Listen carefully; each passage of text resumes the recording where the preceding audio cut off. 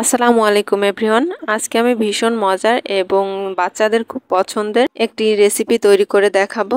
আশা করি রেসিপিটা আপনাদের ভীষণ পছন্দ হবে এবং অল্প সময়ে বাচ্চাদের টিফিনের জন্য খুবই কাজে লাগবে।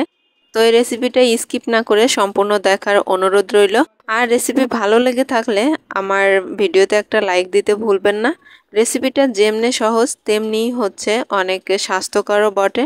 বাচ্চারা বাইরের খাবার খুবই খেতে পছন্দ করে। আর এইভাবে যদি বাসায় খুব অল্প সময়ে প্যানকেক তৈরি করে দেওয়া যায় তাহলে কিন্তু বাচ্চাদের বাইরের খাবার নিয়ে কোনো ঝামেলাই নেই। তো চলুন তাহলে দেখিয়ে দে রেসিপিটা কিভাবে আমি তৈরি করলাম। প্রথমে একটা মিক্সিং বলে দুটি ডিম ভেঙে নিচ্ছি, আর এখান থেকে আমি ডিমের কুসুম একটা উঠিয়ে নিচ্ছি আর একটা রেখে দিব, কারণ আমার কুসুম একটাই হলেই যথেষ্ট, আর লাগবে না। আর এর ভেতর দিয়ে দিচ্ছি 1/3 কাপ পরিমাণ চিনি, আর দিচ্ছি 1 চা চামচ পরিমাণ ইস্ট। এখন ভালো করে মিশিয়ে নিচ্ছি। এই পর্যায়ে কিন্তু হাতে একটু সময় নিয়ে মেশাতে হবে, কারণ ইস্টটা ডিমের সঙ্গে সহজে মিশতে চাইবে না। তো কিছু সময় এভাবে একটু মিক্সড করে নিয়ে এই পর্যায়ে 1/3 কাপ পরিমাণ হালকা কুসুম গরম দুধ ব্যবহার করছি। আর এই দুধটা একটু গরম করে দেওয়ার কারণ হচ্ছে ইস্টটা ভালোভাবে অ্যাক্টিভ হবে। অনেক সময় ইস্টটা ভালোভাবে গলতে চায় না, তো সেক্ষেত্রে হালকা গরম দুধ বা হালকা গরম পানি ব্যবহার করলে ইস্টটা সহজেই অ্যাক্টিভ হয়ে যায়। তো সামান্য কিছু সময় একটু ভালো করে মিক্সড করে নিচ্ছি। আপনারা চাইলে এখানে সামান্য পরিমাণ লবণ ব্যবহার করতে পারেন, সেক্ষেত্রে মিষ্টির স্বাদটা ভালোভাবে পাওয়া যাবে। আর দিয়ে দিচ্ছি 1 কাপ পরিমাণ ময়দা। এখনও ভালো করে মিশিয়ে নিব।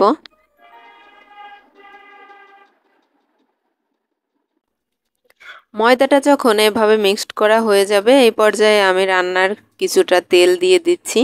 আপনারা পরিমাণ অনুযায়ী তেলটা ব্যবহার করবেন।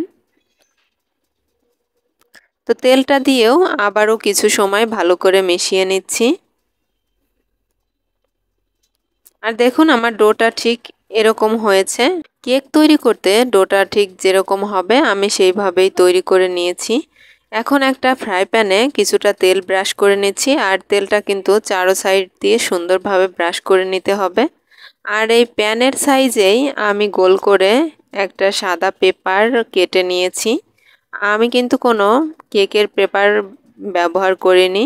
বাচ্চাদের লেখাপড়ার জন্য যে কাগজে লিখে থাকে আমি সেই কাগজটাই ব্যবহার করেছি, আর কাগজটা একটু পাতলা দেখেই নিতে হবে। এখন ভালো করে একটু ব্রাশ করে এই লিকুইডটা প্যানের উপর ঢেলে নিচ্ছি। দেখুন আমার লিকুইডটা কতটা পারফেক্ট হয়েছে, দেখেই বুঝতে পারছেন যে কেক তৈরির জন্য পারফেক্ট আছে।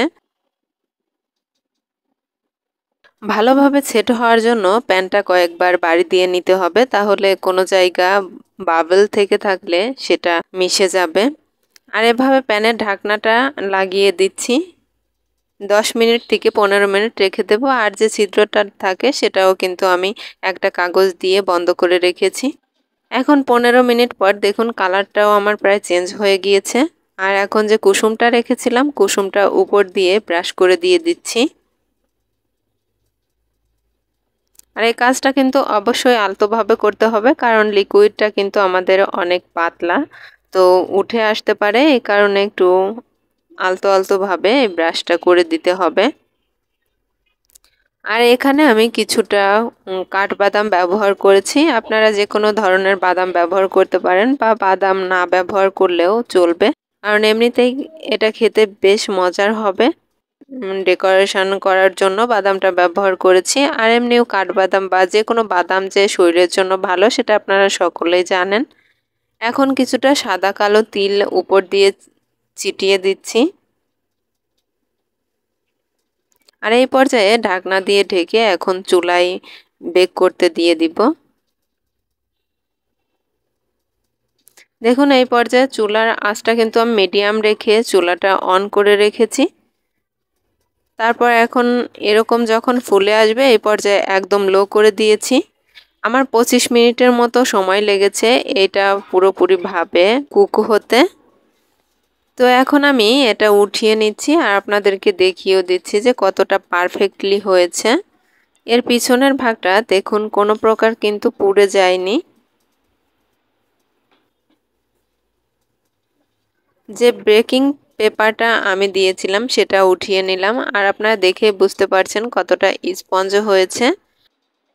তো এভাবে খুব সহজেই প্যানে বা কড়াইয়ে আপনার ব্রেড কেক তৈরি করে সকাল বিকালে নাস্তায় খেতে পারবেন। তো আমার এই রেসিপিটা আপনাদের কেমন লেগেছে অবশ্যই কিন্তু কমেন্ট করে জানিয়ে দিবেন। আর আমার চ্যানেলে নতুন হয়ে থাকলে চ্যানেলটা সাবস্ক্রাইব করে ভিডিওতে একটা লাইক দিতে ভুলবেন না। ভালো থাকবেন, সুস্থ থাকবেন।